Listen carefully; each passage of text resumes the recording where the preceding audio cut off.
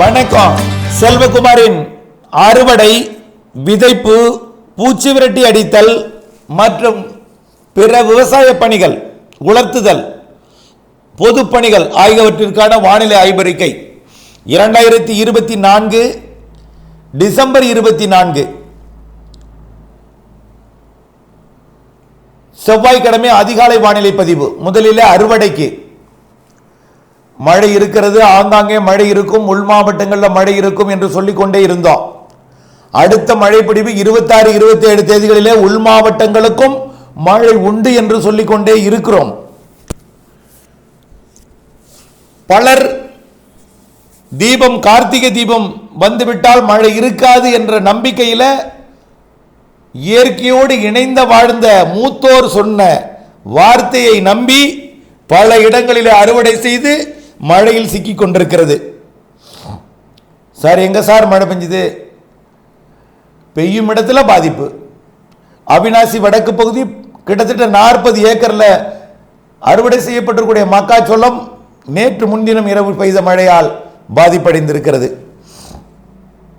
நம்பியூர்ல அதற்கு 2 நாட்கள் முன்பு பெய்த மழையாலும் அவிநாசி பகுதிகளிலையும் பாதிப்படைந்திருப்பதாக கைபேசி அழைப்பு வந்து வானிலை அறிக்கையை கவனிக்காமல் விட்டுவிட்டேன், நஷ்டம் ஏற்படுத்தி கொண்டிருக்கிறேன் என்ற வேதனை குரலை ஒரு பக்கம் தெரிவித்துக் கொண்டிருக்கிறார்கள். அவர்களுக்கான அறிக்கை, பொதுவாக வானிலையை கூர்ந்து புரிதல் மிக அவசியம். கூர்ந்து புரிந்து கொண்டால், கவனமுடன் கேட்டு அறிந்து கொண்டால், தினசரி அப்டேட்ஸ் அறிந்து விவசாயம் செய்தால் கண்டிப்பாக உங்களுக்கு நஷ்டம் ஏற்படாது. வானிலை அறிக்கையில் முழு நம்பிக்கை வேண்டும், புரிதலுடன் வேண்டும். வானிலை அறிக்கையை கேட்டுவிட்டு இது பொழியாது என்று நினைப்பதும், பொழியாது என்று சொன்ன பொழுது இது பொழியும் என்று நினைப்பதும், வானிலை அறிக்கையில் மீது நம்பிக்கை ஏற்படுத்தி கொண்டால் மட்டுமே உங்களுக்கு விவசாயத்தில் லாபம் ஏற்படும். புரிதல் மிக அவசியம். உதாரணத்திற்கு கடந்த 17, 18 தேதி வந்த நிகழ்வு, யாழ்ப்பாணம் வந்திருந்தால் டெல்டாவில் வெள்ளம், யாழ்ப்பாணம் தாண்டி கோடியக்கரை முனை வந்திருந்தால் மிகப்பெரிய வெள்ளம். ஆனால் யாழ்ப்பாணத்திற்கும் காங்கேசன்துறைக்கும் இடைப்பட்ட பகுதிக்கு வராமல் முல்லைத்தீவு வழியாக திசை மாறி எல் பெண்டு போட்டு, யூ டர்ன் கூட இல்லை, எல் ஒரு டர்ன், டக்குன்னு ஒரு turn, full turn, L turn போட்டு அப்படியே தலைமன்னார் போனதால் டெல்டாவில் மழை இல்லாமல் போனது. இப்படித்தான் சில ஆண்டுகளுக்கு முன்பும் ஏற்பட்டது. அப்பொழுது ஒரு சிக்கலையும் சந்தித்தேன். மழை பெய்யும் என்று வயலில் இருந்த தண்ணீரை வடிய விட்டுவிட்டு, நீங்கள் மழை பெய்யும் என்று சொன்னீர்கள், இருந்த தண்ணீரை வடிய விட்டு விட்டேன், இப்பொழுது பாய்ச்சுவதற்கு தண்ணீர் இல்லை என்று வேதனைப்பட்டார் ஒருவர். அதற்கு பெரிய மனவேதனையும் நானும் பட்டேன், அவர்கள் செய்த வார்த்தைகள் பிரவேசித்தால்.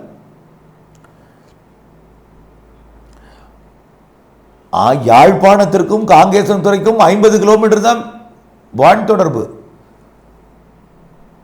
அதுல 50 கிலோமீட்டர் வந்தால் வெள்ளம், 50 கிலோமீட்டர் விலகி போனால் வறட்சி ஆயிடுது. நிகழ்வோட விட்டம் 200-300 கிலோமீட்டர் இருக்கும். மைய கண்ணே 100 கிலோமீட்டருக்கு மேல இருக்கும்.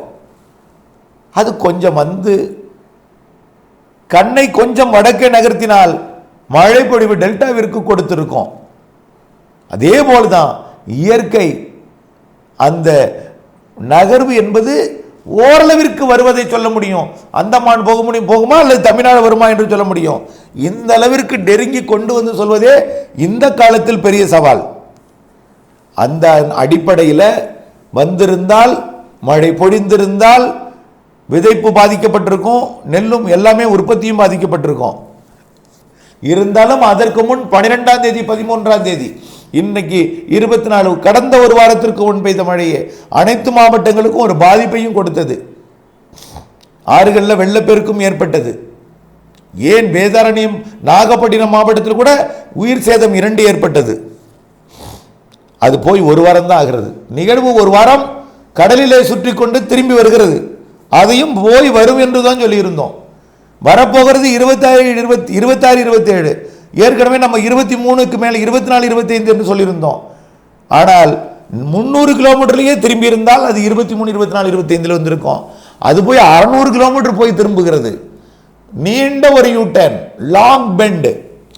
யூட்டர்ன் என்பதை விட லாங் பெண்ட் தான் சொல்லணும். அப்படி போட்டு வந்ததனால் 2 நாள் கூடுதலாக எடுத்துக்கொண்டு வந்து கொண்டிருக்கிறது. அது 26, 27 மழைப்பொழிவை தரவும் போகிறது. தொடக்கமாக இன்று வடகடலோரத்தில் மதியம் ஒரு மழைப்பொழிவை கொடுக்கும். ஏற்கனவே புழலில் 4 சென்டிமீட்டர் மழைப்பொழிவை கொடுத்திருக்கிறது. இன்றைக்கு வடகடலோரமும் நாளை டெல்டா கடலோரமும் நாளை மதியத்திற்கு பிறகு உள்ளேயும் 26, 27 கிறிஸ்துமஸ் தினத்திற்கு அடுத்த நாளும் அதுக்கு அடுத்த நாளும் 26, 27 அனைத்து மாவட்டங்களுக்கும் மழைப்பொழிவை கொடுக்க போகிறது. இதுல ஓரிடங்கள் கனமழை பொழிவும், ஒரு சில இடங்கள்ல சற்று கனமழை பொழிவும், ஆங்காங்கே மிக கனமழை பொழிவு ஒரு இடங்களில் கூட இருக்கலாம். நீடாமங்கலத்தில் 2 தினங்களுக்கு முன்பு 7 சென்டிமீட்டர் மழை, அடுத்த நாளும் 3 சென்டிமீட்டர் மழை. ஆக இப்படி மழை பொழிவு இல்லாத நாள் கடந்த 2 நாள் மட்டுமே. அதுவும் அப்போ உள் மாவட்டங்களில் பொழிந்து கொண்டிருந்தது. ஆகவே மழை பொழிவுகள் இருந்து கொண்டுதான் இருக்கும், ஒதுக்கி. ஆகவே விதைத்திருந்தால், நீடாமங்கலத்தில் விதைத்திருந்தால் அந்த 7 சென்டிமீட்டர் மழை அந்த நிலக்கடலை விதைப்பை சேதப்படுத்தி இருக்கும். ஆனால் நீடாமங்கலத்தில் பெய்த மழை மன்னார்குடியில் அன்று இல்லை. அன்றைக்கு மன்னார்குடியில் இருந்திருந்தால் நிலக்கடலை முளைத்து வந்திருக்கும். அருகருகே வேறுபாடு, சுமார் ஒரு 5-10 கிலோமீட்டர் தொலைவுக்குள்ளே இப்படித்தான் இருக்கும். நீங்கள் புரிந்து கொண்டு நீங்கள் பணியை செய்ய வேண்டும் என்பதற்காகத்தான் இவ்வளவு பெரிய விளக்கத்தை கொடுக்கிறேன்.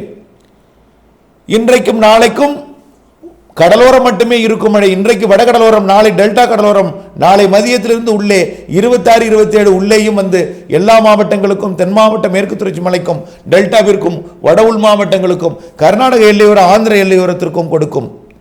இன்றைக்கு ஆந்திராவிற்கு அதீத மழைப்பொழிவு வாய்ப்பு இருக்கிறது. அது வேற நிகழ்வோட செட் ஆகதை பொறுத்து 26, 27 கொடுக்கும் மழை 28ஆம் தேதி தென்கடலோரத்திலும் கொடுக்கும். அப்ப நிலக்கடலை விதைக்கலாமா? உங்கள் விருப்பத்துக்கே விட்டுறேன். 26, 27 மழை இருக்கு, அதை மட்டும் நான் சொல்றேன்.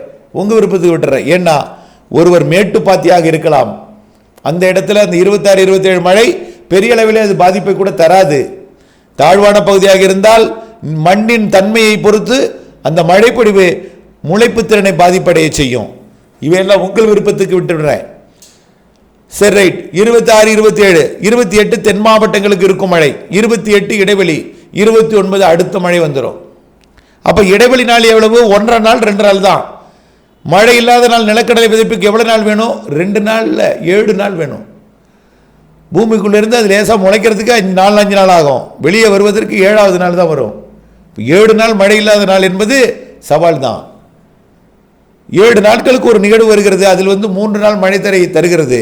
அதன் அடிப்படையில் 29க்கு மேல் 30, 31 ஜனவரி 1-2 தேதிகளில் இலங்கையிலிருந்து வரக்கூடிய நிகழ்வு கடலோர மாவட்டங்களுக்கும், டெல்டாவிற்கும், தென் மாவட்டங்களுக்கும் மீண்டும் அடுத்த சுற்றின் மழை.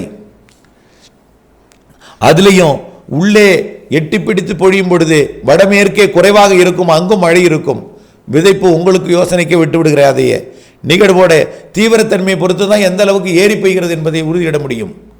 புரிகிறதா? ரைட். அடுத்த நிகழ்வு 2ஆம் தேதி வரை அந்த நிகழ்வு மழைப்பொழிவை கொடுக்கும். 3ஆம் தேதி, 4ஆம் தேதி, 5ஆம் தேதி, 6ஆம் தேதி ஒரு 4 நாள் இடைவெளி கிடைக்கும்.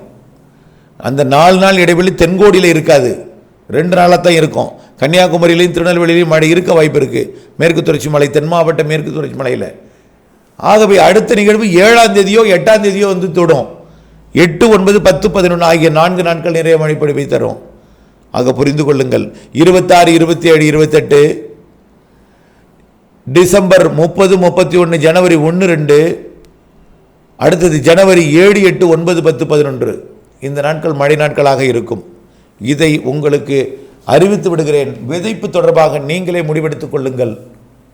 அறுவடையையும் இதில் வராமல் பார்த்து கொள்ளுங்கள்.